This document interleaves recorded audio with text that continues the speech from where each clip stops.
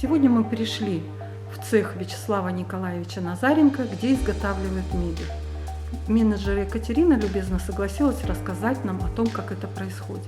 Мы изготавливаем по индивидуальному заказу корпусную мебель, где человек, клиент, может сам выбрать цвет, материал, фурнитуру, которую он хочет.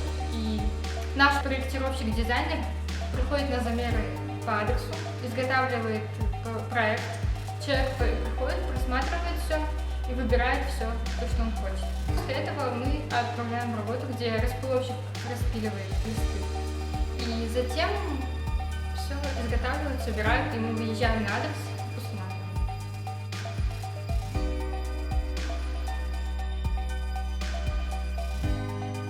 Катя, скажите, пожалуйста, какие рабочие профессии требуются в вашем цехе? В нашем мебельном цехе требуется спиловщик станка, который пилит ЛДСП и МДФ листы. Также нам требуется оператор чепового станка, который фрезерует фасады, и сборщик мебели, который собирает мебель.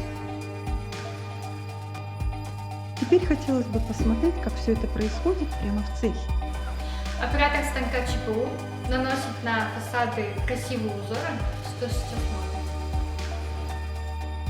А теперь мы находимся в цехе, где производят сборку мебели, где работники соединяют корпусную мебель и доводят до окончательного результата изготовления.